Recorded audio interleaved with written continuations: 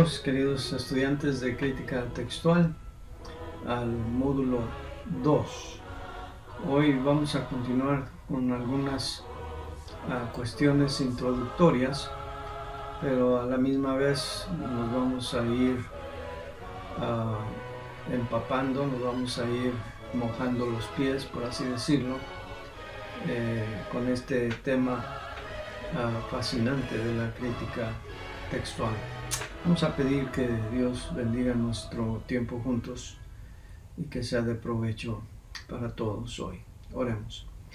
Padre bendito, gracias te damos, Señor, por esta oportunidad de profundizarnos más, Señor, en tu palabra, abordando temas que se han vuelto controversiales, controvertidos, y que han llevado a algunos, Señor, a una decepción, a un barranco espiritual, creyendo, Señor, que tu palabra se ha perdido a través de los siglos. Señor, nosotros nos embarcamos en esta empresa, en este proyecto, con el deseo, Señor, de que nuestra fe en tu palabra sea fortalecida por ti, Señor. Y creemos que las evidencias están allí para hacerlo, solamente buscando con ahínco, con dedicación, pero sobre todo, Señor, con tu dirección y tu ayuda para poder lograr nuestro objetivo. Sé pues con nosotros, Señor, en este día. Te lo pedimos en el nombre de Cristo. Amén. Muy bien, para familiarizarnos un poquito más con la terminología de la crítica textual, vamos a hablar primero algunas cosas relacionadas a los instrumentos de la escritura. Y como ustedes se han de imaginar, la imprenta, que no fue inventada sino hasta el siglo XV, 1450 por ahí, pues la escritura era muy limitada y además muy cara. Había pocos instrumentos de escritura, todo lo que se escribía tenía que ser a mano, y los materiales que se utilizaban pues eran, además de escasos, eran muy caros. Eso nos ayuda a entender en cierta parte también por qué en esos 10 siglos de oscurantismo, como son descritos esos siglos más o menos del siglo IV al siglo XIV, XV, en donde el mundo entero pasó por esta oscuridad, no solamente cultural, sino más significativo para nosotros, una oscuridad espiritual. Piensen en esto: por 1000 años la gente no sabía leer, la gran mayoría eran analfabetas, la gran mayoría no tenía acceso a cultura, libros. Solamente la realeza y familias encumbradas, la nobleza, tenían acceso a la cultura, al estudio. Y eso es cierto también en lo relacionado a las escrituras. Poseer una copia de las escrituras era un sueño. ¿Y qué digo una copia? Un manuscrito, el que fuera, era privilegio de muy pocos. Así que esta época pues tiene gran historia y mucha importancia. Pero vamos a ver lo que a nosotros nos interesa: qué instrumentos de escritura existía en aquellos tiempos. Bueno, el primer tipo de material sobre el que se escribió fue el papiro. El papiro, el término papiro viene de el latín Cyperus papyrus, que es la referencia a un carrizo que existe a lo largo del río Nilo en Egipto hasta la fecha. Todavía existen esos carrizos. Y lo que se hacía era cortar una parte de esos carrizos, se extendía, se remojaba, se dejaba secar y se iban poniendo en forma encontrada tiras de ese carrizo maleado, moldeado, manipulado, para que se fuera haciendo una capa más gruesa que se pudiera usar para escritura. De este mismo término, papiro, viene el término francés papier y el inglés paper, que nosotros ya heredamos en forma de papel. Esto es lo que se conocía en aquellos tiempos, era lo que abundaba. Entonces era barato, no era tan caro como otros materiales de los que vamos a hablar, y era duradero también, a tal punto que en la actualidad todavía tenemos algunos manuscritos escritos en papiro. Según los eruditos, tenemos unos 80 manuscritos en papiro. Y Edward Hill, y aquí va a aparecer la cita, en su libro respecto a la defensa del texto recibido y la Biblia en inglés King James, dice que los manuscritos de papiro más importantes que tenemos en la actualidad son el papiro Chester Beatty, el papiro Bodmer, el papiro Chester Beatty se pronuncia, fue publicado en 1933 al 37, incluye el papiro 45, algunos reciben esta nomenclatura, que incluye los evangelios, el libro de los Hechos, que tiene una fecha aproximada del año 2025 de nuestra era.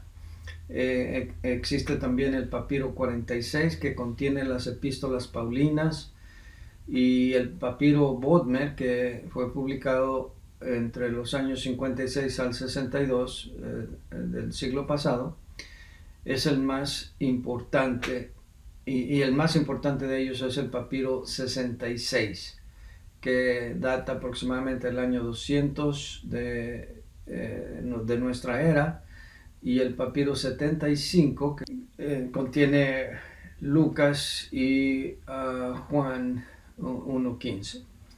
Después de los papiros vinieron los pergaminos. El papiro, pues, fue una gran mejora como instrumento de escritura comparado con las tablillas de cera que se usaban o las cortezas de árbol que se usaban, o tablillas de piedra o de madera. Los judíos empezaron a curtir la piel y aunque era muy gruesa para usarse para libros, pero por ese motivo se inventó el pergamino. Y los pergaminos eran hechos principalmente de piel de cordero, de cabra o de becerros. Los de becerro se conocen también como vitelas. Y la piel se curtía, se estiraba, se dejaba secar y se raspaba por ambos lados, y sobre de ella se podía escribir. El apóstol Pablo hace referencia a los pergaminos en 2 de Timoteo 4:13. Allí Pablo le dice a Timoteo: trae cuando vengas el capote que dejé en Troas, en casa de Carpo, y los libros, mayormente los pergaminos. Entonces aquí ya había una terminología añadida. La palabra libros allí es la palabra biblión, de donde viene, por cierto, el nombre del libro que nosotros amamos, la Biblia. La palabra pergamino aquí en este pasaje viene del griego membrana, y a nosotros nos llega la palabra membrana a través del latín, pero en el original se refiere a los pergaminos. Se piensa que los pergaminos fueron hechos por primera vez en Pérgamo y que de ahí viene el nombre.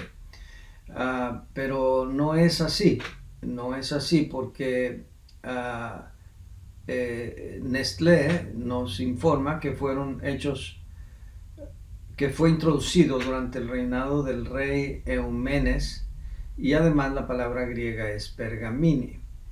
La mayoría de los manuscritos existentes entre los siglos IV y XIV son pergaminos. Hay que mantener esto en mente.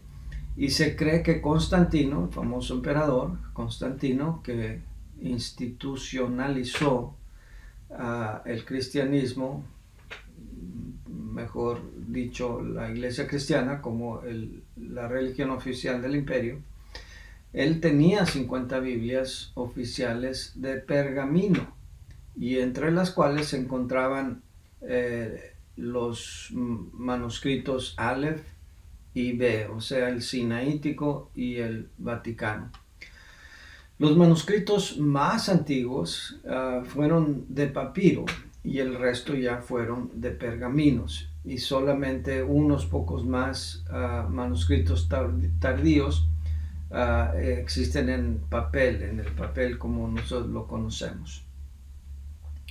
Existían también manuscritos que se llamaban palimpsestos, porque la palabra palimpsesto básicamente significa reciclado. Viene del griego palin, que quiere decir de nuevo, y psao, que quiere decir yo raspo.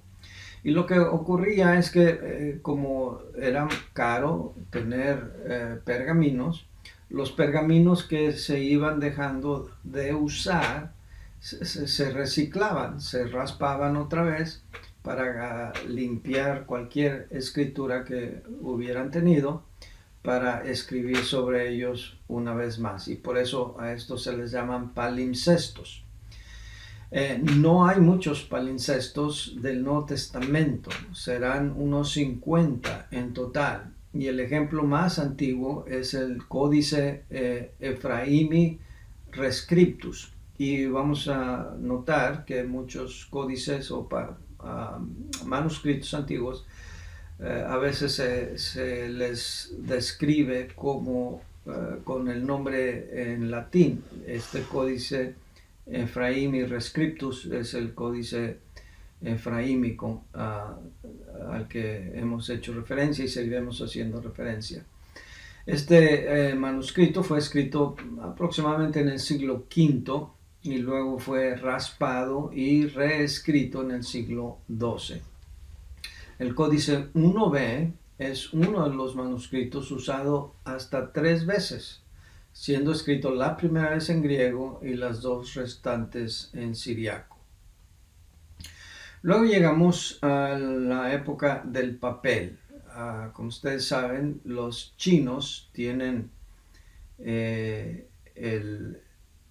la distinción de haber inventado el papel, y aunque se usaron diferentes materiales, el papel proviene principalmente de los árboles, de la madera, aunque hubo algún tipo de papel antiguo hecho de algodón, que en realidad era una mezcla de lino y cáñamo. Fue usado por allá entre las regiones del oriente de Asia, China, y probablemente desde el siglo VIII.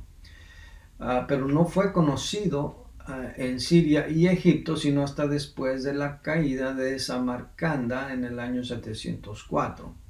Y por supuesto, siendo tan barato, tan fácil de cargar, no era tan pesado, y no era tan costoso, superó rápidamente al pergamino. Como instrumento para escribir, pues se necesitaba también la tinta.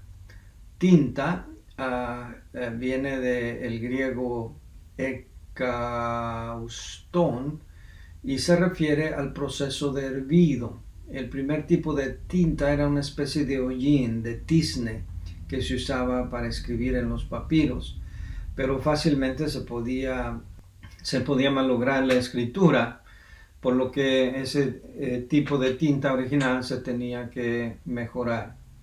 Luego se empezaron a usar castañas y al irse perfeccionando se les fue añadiendo sulfato de hierro. Pero esta tinta era tan fuerte que era como un ácido que corroía la superficie donde se escribía, ya fuera pergamino, ya fuera papel. Y luego, en tiempos de prosperidad, los pergaminos empezaron a ser teñidos con púrpura, principalmente para protección, para resistir la escritura, pero también por decoración. Se usaban letras doradas o plateadas.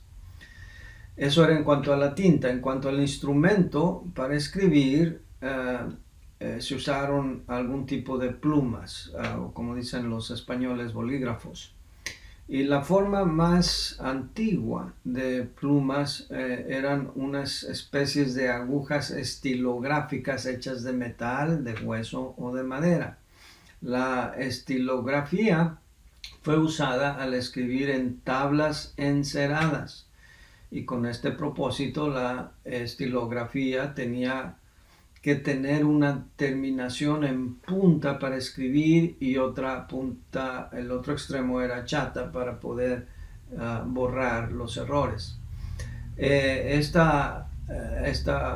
instrumento de escritura no se menciona en la Biblia, pero los rabinos entendieron la bestia salvaje de las cañas, que se refería a un tipo de pluma, en el Salmo 48, 31. Creen que era algún tipo de pluma de caña.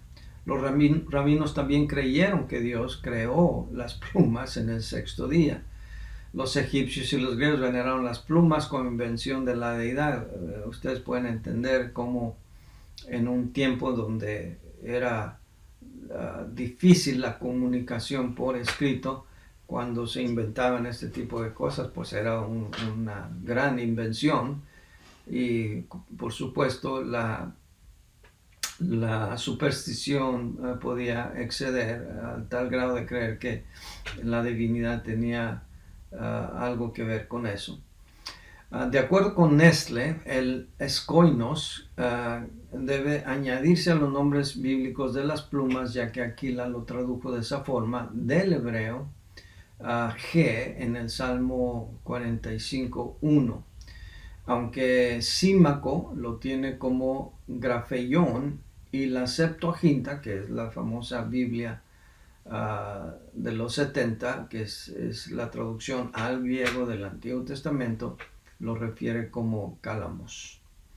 La pluma hecho con un tallo de caña con un extremo de cerdas fue usado sobre el papiro, mientras que la pluma de ave con una abertura en la punta para ser usada con diferentes colores de tinta fue usada principalmente sobre los pergaminos. Las plumas de acero fueron fabricadas por primera vez en Inglaterra en 1830. Pues bien, ahora vamos a hablar de tipo de manuscritos. Y nosotros entendemos que los originales no existen. Hemos hecho mucha referencia a eso. Por lo tanto, a todas las copias existentes se le llama apógrafa. Los originales se le conoce con el nombre de autógrafa. Y los dos tipos de manuscrito principal que existen son en letras mayúsculas, que son los unciales, y en letras minúsculas, que son los manuscritos cursivos.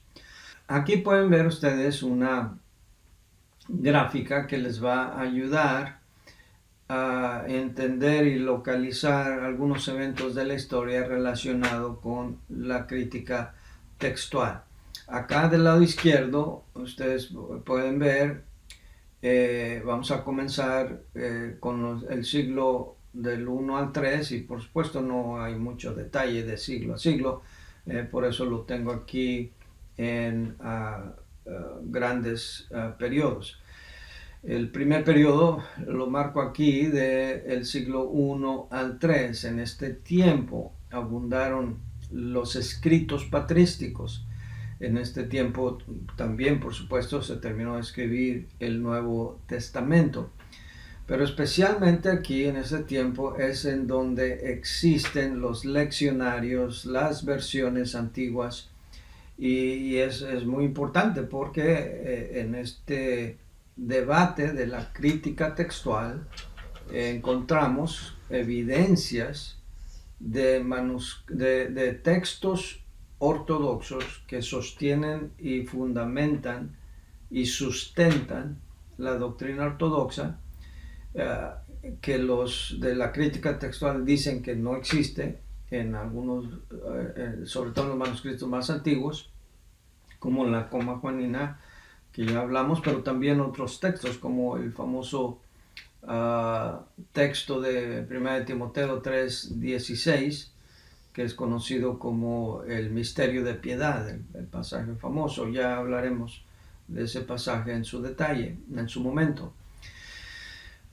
Este pasaje y otros, los últimos 12 versículos del libro de Marcos y muchos otros pasajes que no existen en algunos de estos manuscritos antiguos, existen en todas estas fuentes que ya hemos mencionado, y ahorita vamos a volver a ver esa gráfica también. Pero siguiendo aquí con esta gráfica, otra fecha importante es la de 382, en donde por orden de la Iglesia Católica, Jerónimo traduce la Biblia al latín. Ya existía una versión en latín antes, es la famosa versión en latín antiguo, pero esta fue ya la Biblia oficial, y esa fue la Biblia que reinó en el mundo, porque la Iglesia Católica no permitió que se leyera otra Biblia. Y aún esa Biblia fue mal traducida, fue traducida con una tendencia fuertemente católica. Jerónimo mismo escribe en protesta y en sus cartas privadas a amigos no recomendaba la Biblia Vulgata. De hecho, hasta hay una cita de Jerónimo que cuando habla, al comparar el texto griego con el texto hebreo y la Vulgata, o algo así, hace referencia a que la Biblia está como Cristo fue crucificado entre dos ladrones, así también la verdadera Biblia está entre la Vulgata y otros escritos no confiables, refiriéndose pues a que aún siendo él mismo el traductor, no recomendaba el carácter, el contenido de la Biblia Vulgata. Luego llegamos hasta el siglo XV, como dije, durante estos 1000 años no había predicación sólida, o sea, los predicadores no tenían una Biblia confiable, completa, de la cual pudieran valerse para predicar. Eso fue un lujo que no se tuvo. Los creyentes que sobrevivieron durante esta época tenían solamente porciones de las escrituras, fragmentos de aquí y de allá que recopilaban y que transcribían, y a veces se pasaban de mano en mano. Hasta que en 1450 Gutenberg pues inventa la imprenta, o el tipo movible, como se le llama, y empieza entonces ahora sí una producción masiva de libros y por supuesto ustedes saben que el primer libro en imprimirse fue precisamente la Biblia. Luego llegamos al siglo XVI, en donde Erasmo publica la primera edición de lo que después llegó a ser conocido como el texto recibido. Este término fue acuñado, como dice aquí en nuestra gráfica, hasta 1633 por los hermanos Elsevier.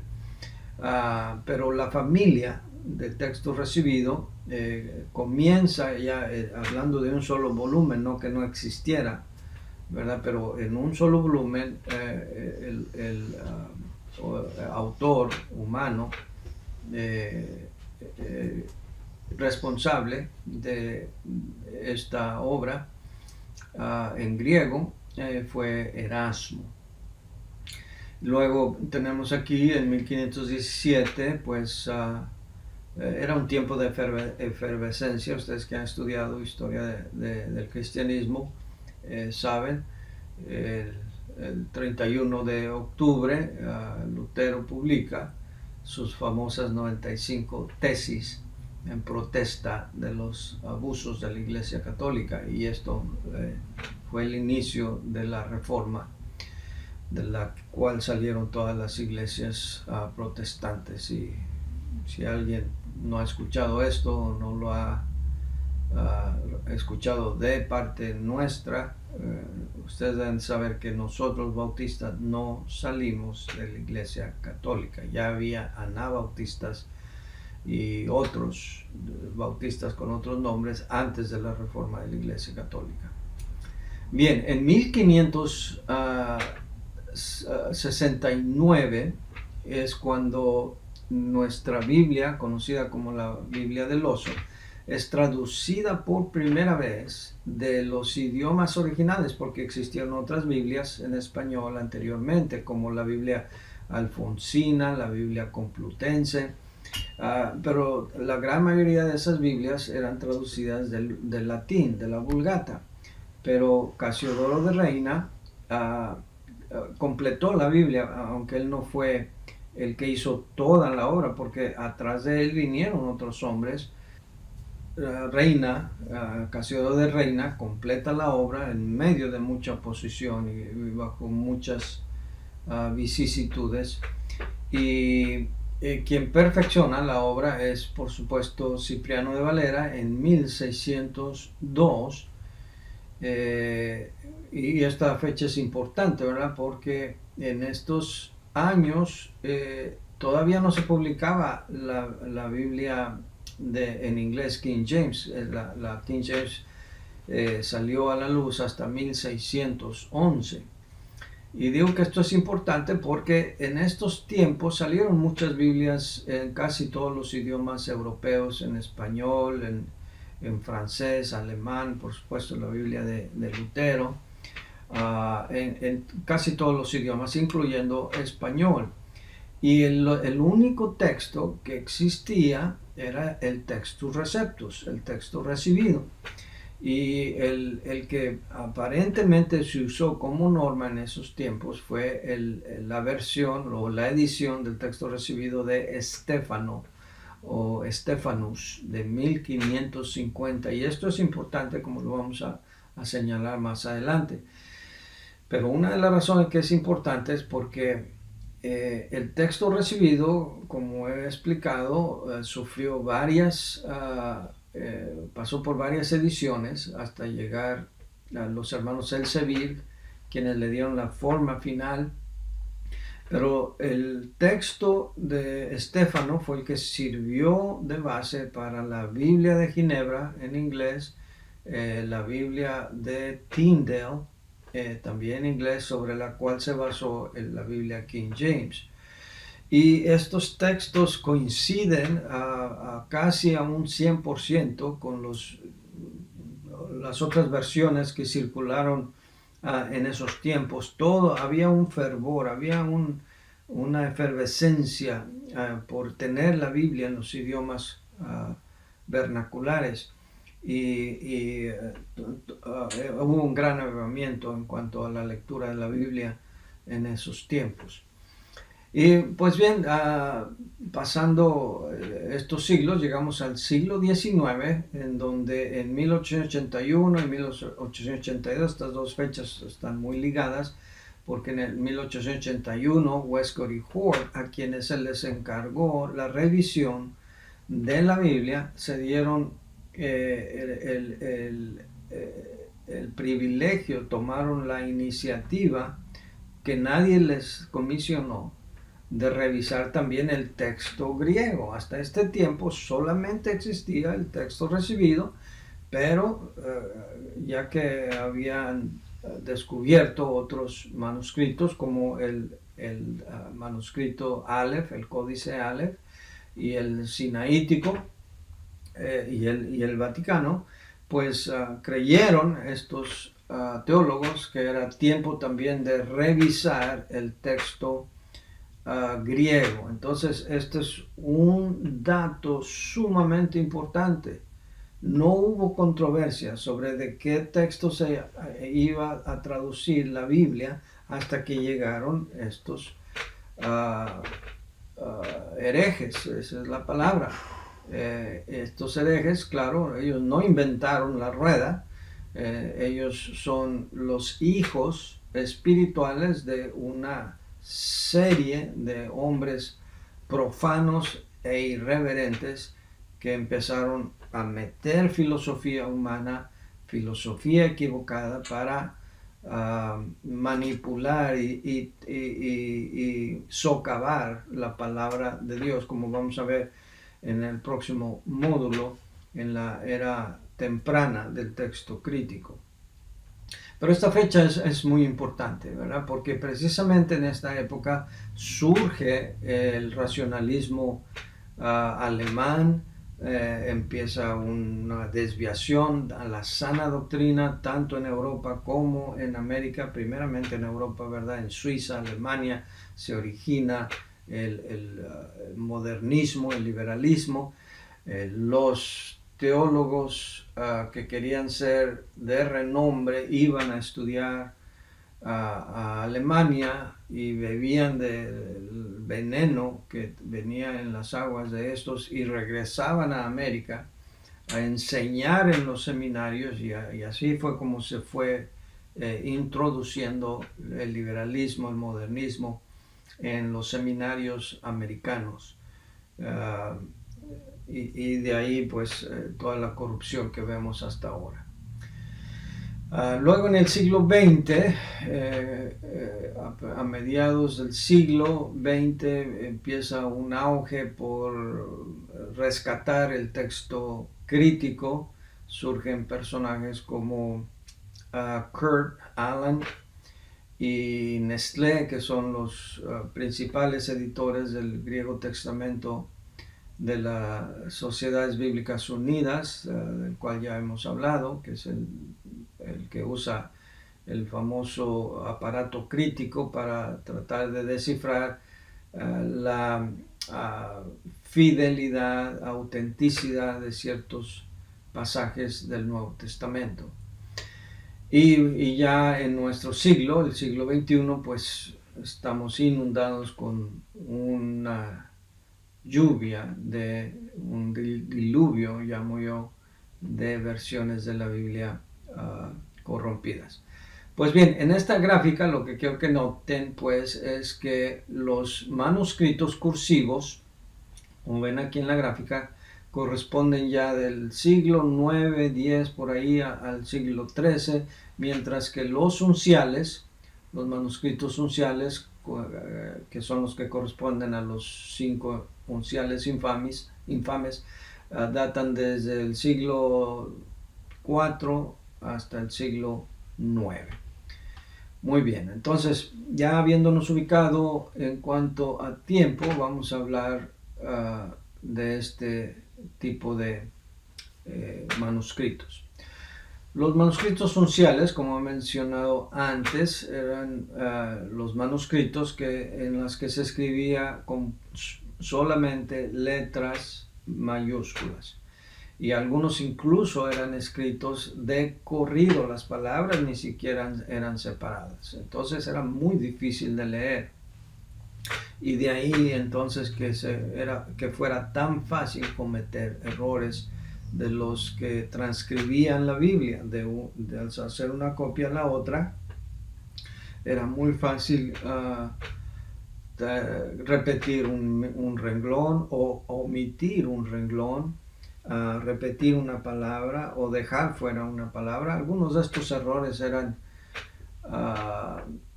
inocentes, podríamos llamar, involuntarios, pero no todos. Se puede ver en las copias de los manuscritos conforme van avanzando que manos sucias manipularon la Biblia.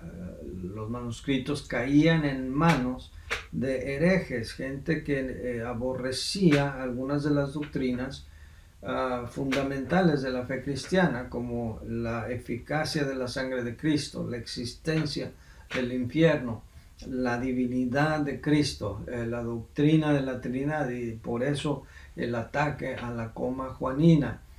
No es casualidad que todos estos pasajes, el misterio de piedad, sean los pasajes más controversiales. Los de la posición de la crítica textual lo ven como una forma casual, que no hubo mala intención, pero yo pregunto, qué casualidad que, hablando por ejemplo de la coma juanina, el único pasaje de toda la Biblia que claramente dice que estos tres son uno, no existe en los manuscritos antiguos. Eso debe de despertar la sospecha en cualquiera que sea celoso de la palabra de Dios, de que quienes manipularon e hicieron copias de los manuscritos antiguos no comulgaban, no estaban de acuerdo con estas doctrinas, y por supuesto las fueron adulterando para que se acomodaran a su persuasión teológica. Entonces, entre estos manuscritos unciales están los 5 infames unciales: el texto sinaítico, que es el Códice Aleph, el Códice Vaticano, o como en latín se menciona Vaticanus, el Códice Alexandrinus, el Efraímico, etc. Estos datan de este tiempo. El manuscrito existente más antiguo del Nuevo Testamento fue el Códice A, el alejandrino. Cirilo Lúcar, quien era patriarca de Constantinopla, lo regaló al rey de Inglaterra, Carlos I, entre el año 1627 y 1628, y está actualmente en el Museo Británico. Lo mismo es de el Códice Vaticanus, ese está en la ciudad del Vaticano, en Roma, mientras que el Códice Aleph está ahora en el Museo de Londres. El Códice Sinaítico, el Aleph, fue encontrado, como ya mencioné, por Tischendorf, quien en 1859, y Tischendorf, por cierto, él no era ni teólogo, no era pastor, no era misionero, él era un hombre interesado en reliquias arqueológicas, en particular manuscritos. Entonces él hizo un viaje, él era un hombre muy acaudalado de dinero. Él fue al monasterio de Santa Catarina en el monte Sinaí, y allí de los monjes católicos vio un canasto lleno de rollos que iban a ser quemados, y en esos rescata este códice, el Códice Sinaítico. Se los compra a los monjes, y luego él, pensando que era de gran valor, sin pensar que más bien llegaría a ser de tanto tropiezo, va y lo vende, y al fin el gobierno ruso, quien lo poseyó por un tiempo, lo vende al Museo Británico. Luego los manuscritos cursivos, como ya dije, datan de entre el siglo IX y el siglo XIII, XIV. Son los más abundantes, y son los más abundantes porque ya era más fácil en estos tiempos. Ya se había inventado el papel y era más fácil hacer copias de los manuscritos. Ahora ya las palabras no estaban todas en letras mayúsculas, todas pegadas. Ahora se escribían en letra cursiva y separando palabra de cada palabra una de la otra, y se hacía mucho más fácil la lectura, pero al mismo tiempo también abundaban los errores, pero de eso vamos a hablar un poquito más adelante. En cuanto a cifras, para que ustedes tengan una comparación, por cada manuscrito uncial existen 10 manuscritos cursivos, y esta tasa de comparación es muy significativa. El número total de manuscritos antiguos griegos existentes de todo tipo data de unos 5.380 y sigue aumentando el número, pero ahí está la cifra por lo pronto.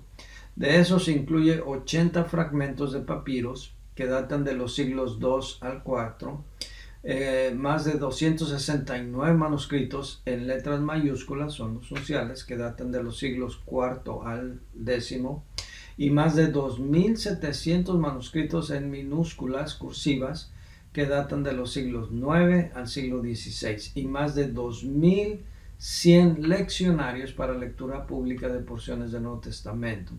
Hay más de 1.000 manuscritos de los Evangelios, cerca de 600 de las epístolas paulinas, cerca de 350 del libro de los Hechos y epístolas generales, y unos 200 del Apocalipsis.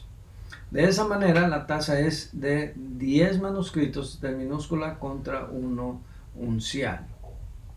Y eso quiere decir que hay más testigos que avalan el texto tradicional, que es otra manera como lo llamamos al texto recibido o texto mayoritario, por encima del texto crítico. Bien, vamos a ver ahora manuscritos por su presentación. También se pueden clasificar por su presentación en rollos y códices. Los rollos era porque las pieles se pegaban una contra otra, o incluso los pergaminos, y se iban haciendo rollos, pero cada vez era más difícil encontrar pasajes, ¿verdad? Porque para encontrar un cierto pasaje había que desenrollar el rollo y encontrar el pasaje, y luego si había que ir a otro pasaje, había que otra vez enrollar esta parte, desenrollar esta para poderse mover de una parte a otra. Por supuesto, el griego se escribe de izquierda a derecha, mientras que el hebreo de derecha a izquierda. Imagínense, no tenía todo el mundo Biblia, pero imagínense hermanos en la iglesia escuchando un mensaje con rollos ahí, buscando los pasajes que les va citando el predicador. Hubiera sido prácticamente imposible. Pero bueno, ya sea rollo, ya sea volumen, ya sea libro, existen estos términos en la Biblia. En Génesis 5.1 se menciona el libro de las generaciones, era en realidad un rollo. La palabra hebrea sefer se refiere a cualquier tipo de escritura. Puede ser una factura, una evidencia, carta, registro, pero principalmente era un rollo. En Ezequiel 2.9 se menciona rollo, pero también se menciona libro, que viene de la palabra migalá, del hebreo, el cual significa rollo o volumen. En el Nuevo Testamento la palabra para el libro es biblión, como ya sabemos, y se refiere a una factura, un libro, un rollo, escritura, que es el diminutivo de biblos, que es de donde viene el término de nuestro libro amado, la Biblia. Y era propiamente la corteza interior de la planta de papiro. Era una hoja enrollada donde había escritura. Eso era un libro. Se menciona en varias partes del Nuevo Testamento. Lucas 4:17, 2 Timoteo 4:13, que ya hicimos referencia, y el libro de la vida, en el libro del gran trono blanco, en el juicio del gran trono blanco que se menciona en Apocalipsis 20, la palabra está allí. A nosotros nos llega la palabra volumen del latín, pero se refiere a lo mismo, al libro. Luego tenemos los códices. Los códices ya eran pergaminos, eran manuscritos que eran cortados en hojas, se juntaban, eran cosidos por el lomo, por uno de los extremos, y ya se podían hojear, tal como los libros modernos que ahora tenemos. El término que se utiliza codex es de latín y el plural es códices. Aunque nosotros para nuestra clase usamos la palabra códice singular y códices el plural para referirnos a este tipo de libros. Las tapas eran tablillas de madera cubiertas de piel por fuera y por dentro, adornadas para darle mayor estética y valor. Y los famosos códices a los que hemos hecho referencia son de este tipo. Ya hablaremos en más detalle de la cantidad de errores que tienen, no solamente con el resto de la Biblia, sino entre ellos mismos, los códices más favorecidos. Muy bien, como dije, la autógrafa, o sea, los libros manuscritos originales no existen, lo que tenemos son copias. Ya las copias les llamamos apógrafa. Y es lo único que existe, pero de aquí podemos fácilmente recuperar el original. Y no solamente de las copias de manuscritos, pero sobre todo, como ya vimos en esta gráfica que está apareciendo aquí, los leccionarios, los escritos patrísticos y las versiones, todas estas fuentes son de gran valor, porque en ellas se encuentran todos estos pasajes que, según los defensores del texto crítico, no deberían estar en nuestra Biblia o no existen, según ellos, según la terminología de ellos, en los manuscritos más antiguos. ¿A qué nos referimos cuando hablamos de versiones? Ya lo he explicado, pero vuelvo a repetir, son versiones en idiomas antiguos. Por ejemplo, el cóptico, la versión siriaca, versiones latinas, la armenia, la gótica, la georgiana, la etíope, la árabe. Todas estas versiones existían desde el primer siglo y el siglo segundo, y en esas versiones aparecen muchos de estos textos controversiales. Ahora escuché esta cita de Burgon, o más bien va a aparecer aquí.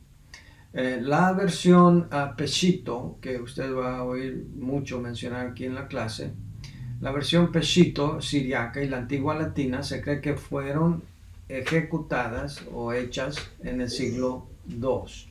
Y no es mera elucubración, escribió el obispo Hélico en 1870. Suponer que porciones de la Peshitta pudieron haber estado en las manos de San Juan, o que la antigua latina representara las opiniones en boga de los cristianos romanos del siglo II. Las dos traducciones egipcias se refieren a las de los siglos III y IV respectivamente. La Vulgata, también conocida como la latina revisada, y la gótica también se atribuyen al siglo IV. La armenia y posiblemente la etíope pertenecen al siglo V. Pues bien, estas versiones atestiguan o apoyan o apuntan al texto tradicional o textus receptus, como le hemos venido llamando, o texto bizantino, que es otra forma como se le llama, como vamos a ver ahorita aquí más adelante en una tabla. Y a los defensores del texto crítico les encanta decir que estos pasajes críticos, pasajes claves, solamente existen en textos tardíos. No, estas versiones son de los primeros siglos, los escritos patrísticos son de los primeros siglos.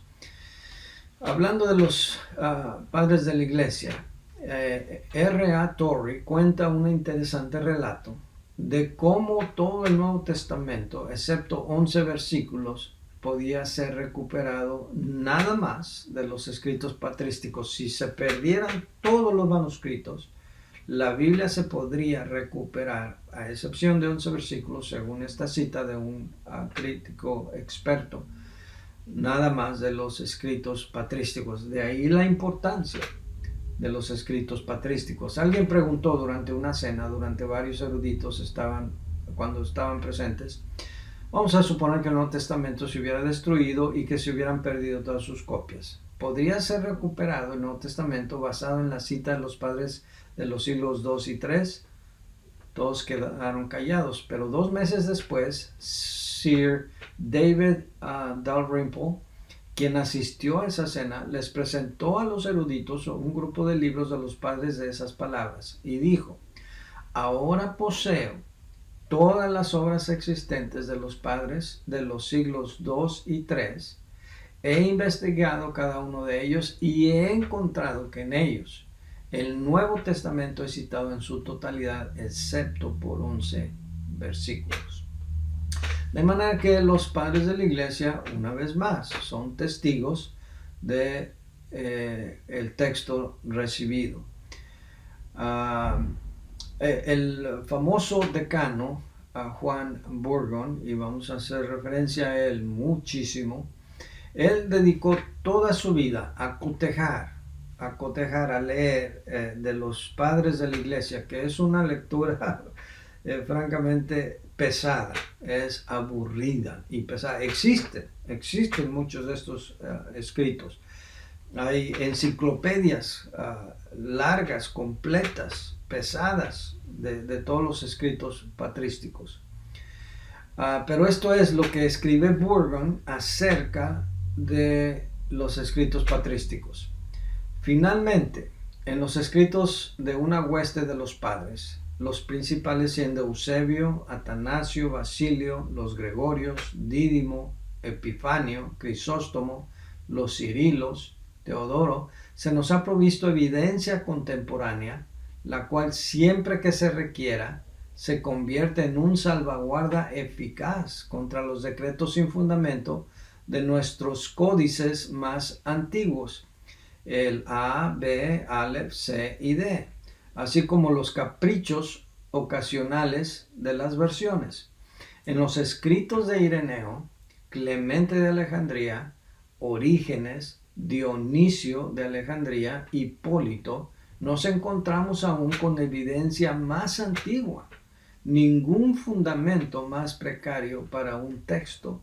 De hecho, puede ser nombrado que la defensa de un manuscrito independiente o versión o padre, o aún de 2 o 3 de estos combinados, en lo que se refiere a los padres, quienes murieron antes de 400 antes de Cristo, antes del 400 después de Cristo, de nuestra era, la pregunta puede ahora proponerse y contestarse. ¿Ellos atestiguan del texto tradicional como que existió desde el siglo I o no? Recuerde que el texto tradicional se refiere al texto recibido también. Los resultados de la evidencia, tanto en relación a la cantidad como a la calidad del testimonio, nos permite contestar que no solo el texto tradicional estaba en existencia, sino que era predominante durante el periodo bajo revisión. Y esta cita es muy importante. Por cierto, todas estas citas que han aparecido aquí en la pantalla están en sus apuntes, en la guía que ustedes van a recibir y pueden descargar. en Workplace. Los leccionarios. Los leccionarios, como ya dije, eran escrituras o porciones de las escrituras seleccionadas para leerse durante los cultos, durante los servicios de adoración en las iglesias. Y había de dos tipos, la sinaxaria y la menología. Los primeros comenzaban el año en Semana Santa, mientras que los posteriores comenzaban el año el 1 de septiembre. Aland establece el número de manuscritos leccionarios en 2143. Y al igual que las versiones y los escritos patrísticos, los leccionarios hablan también del texto tradicional. Una vez más, dice Burgon, en verdad, la seguridad de que el texto del Nuevo Testamento disfruta es totalmente única y extraordinaria, por especificar una única consideración, la cual nunca ha traído la cantidad de atención que merece. Los leccionarios abundan, los cuales establecen el texto que ha sido leído públicamente en las iglesias del este, desde al menos 400 después de Cristo hasta el tiempo de la invención de la imprenta. Así puede concluirse en manera segura y definitiva, como lo hace Burgon, que las versiones, los padres de la iglesia y los leccionarios dan testimonio del texto tradicional. Vamos a hablar otra vez de la coma juanina. Si la coma juanina fue inventada y fue añadida indebidamente por Erasmo hasta el siglo XVI, ¿cómo es que en los leccionarios, versiones y otras fuentes aparece? ¿Se la inventó entonces Erasmo? No, más bien lo que podemos ver es que el diablo, Satanás, quería que esas porciones de la escritura quedaran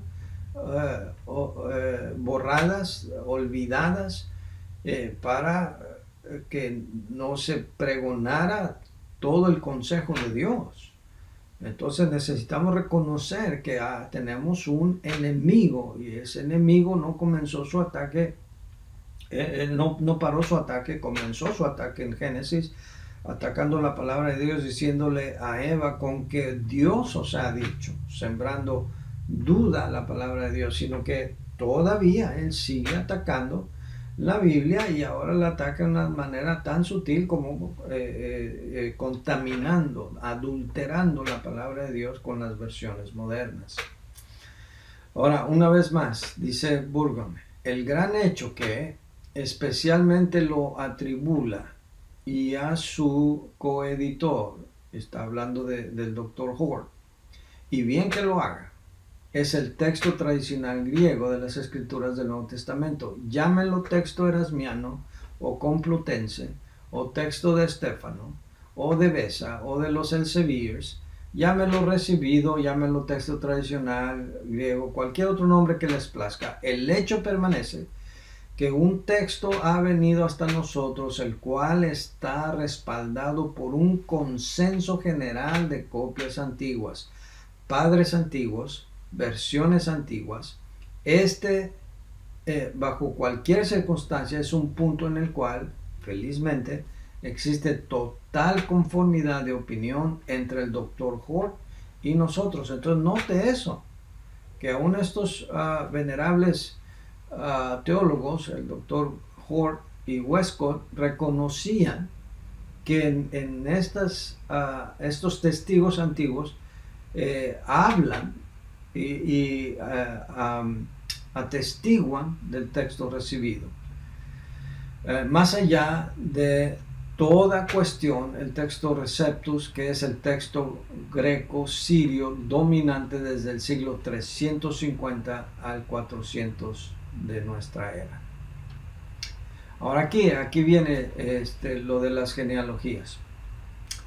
Se inventó muy al principio de la crítica textual, se inventó esta terminología, y la verdad esta terminología se ha quedado desbancada, ha quedado expuesta, no tiene fundamento científico, no se puede sostener. Sin embargo, esa terminología existe, y para beneficio nuestro necesitamos familiarizarnos con esta terminología, porque al leer libros vamos a encontrar esta terminología.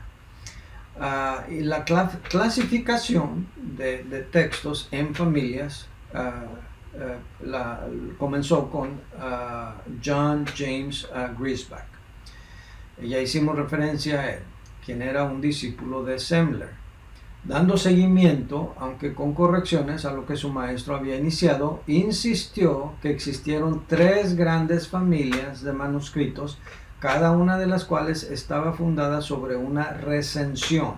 Y aquí recensión es una palabra inventada también por ellos, y yo la he transliterado al español. Recensión simplemente quiere decir que ha venido descendiendo como a través de un árbol genealógico de diferentes fuentes hasta llegar a tomar la forma final. Eso es una recensión. Sigo leyendo. O edición especial. Él las distinguió respectivamente, estamos hablando de Griesbach, a estas 3 familias como occidental, alejandrina y bizantina, o sea, por regiones. Consideró que el testimonio de 2 de estas clases debía prevalecer contra la tercera. Y entonces, mire, aquí podemos ver la manera lógica, pero equivocada, de empezar a aplicar ciertos principios que ellos llaman científicos para determinar si un pasaje debería estar en la Biblia o no. Lo que ellos hacían, como está testificando aquí, es que si un texto aparecía en 2 familias, pero en una tercera no, entonces la mayoría ganaba. Pero, hermanos, ha habido épocas en la historia de la crítica textual en donde un pasaje no aparece en algunos manuscritos. Entonces, ¿qué vamos a hacer? ¿Desaparecerlo? No, tenemos que ir a otras fuentes, que es lo que nosotros estamos abogando aquí en nuestra clase. Pero esta es la supuesta técnica científica en la que se basa. Luego, después la desechan esta y se inventan otras, como vamos a ver más adelante. Y aquí tenemos en esta gráfica, que ustedes van a ver aquí también, la manera como fue evolucionando esto de las familias. Porque primero tenemos a Griesbach, que puso la familia occidental, alejandrina y bizantina. Después vino John Martin Augustin Scholz, que modifica la teoría de Griesbach y dice, no son 3 familias, son 2 familias. Y él junta la occidental con la alejandrina en una y la bizantina la mantiene aparte. Luego, más tarde, otros teólogos le dieron otros nombres a las familias. A la bizantina se le llamó Siria, como ven aquí en la gráfica, y a la occidental se le llamó neutral. Especialmente este término neutral les viene muy bien a Westcott y Hort, porque es el texto que ellos favorecen. Cada vez que ellos atacan alguna porción de la escritura, le llaman que es un texto neutral, que no se inclina ni a un lado ni a otro. Pero es una manera encubierta de ellos de hablar del texto que ellos prefieren. Y así ellos edifican su propio edificio sobre sus propios fundamentos. Y a ellos les parece fenomenal, les parece magnífico, lógico su razonamiento. Pero vamos a ver cómo su razonamiento está torcido. Estos hombres no eran salvos. Estas personas no tenían el discernimiento del Espíritu Santo para darnos la palabra de Dios. Por lo tanto, sus teorías deben de ser echadas a la basura completamente. Y aquí en esta gráfica pues aparecen estas famosas familias. Ahora mire lo que nos dice este escritor Pickering en su libro el texto del Nuevo Testamento, y este es un libro que recomendamos, que yo sepa no está en español, pero aquí está una cita de él ya traducida al español. Dice: los grandes textos antiguos son los 4 nombrados antes. Aunque los términos de Hort, neutral y alejandrino ahora generalmente se amasan en uno y se les llama alejandrinos, y el sirio ahora usualmente se le llama bizantino, y la literatura se refiere a un tipo de texto añadido cesariano. La noción de al menos 3 tipos de textos principales o recensiones domina el campo hasta este día. Pickering también demuestra cómo Westcott y Hort nunca usaron realmente el método genealógico de los manuscritos del Nuevo Testamento, y ya que el método genealógico no se ha aplicado a los manuscritos del Nuevo Testamento, no puede ser usado como parte integral de una teoría de la crítica textual del Nuevo Testamento, nos dice Pickering. Además, la preocupación de Kling en el sentido de que, vea esta cita, sigue siendo usual dividir los manuscritos en los 4 bien conocidas familias, la alejandrina, la cesariana, la occidental y la bizantina. Esta división clásica no puede mantenerse más. Si se espera que haya progreso en la crítica textual, tenemos que deshacernos de la división en textos locales. En otras palabras, no se pueden localizar geográficamente esas familias por el contenido. Al ver lo que contienen, no se puede limitar a una región geográfica limitada, sino a su lugar en la historia del texto. De ahí que, aunque esta terminología genealógica no es científicamente sostenible, la tenemos que presentar aquí para familiarizarnos con ella cuando hablamos de crítica textual. Bueno, mis hermanos, gracias por su atención. Nos vemos en el siguiente video. Dios les bendiga.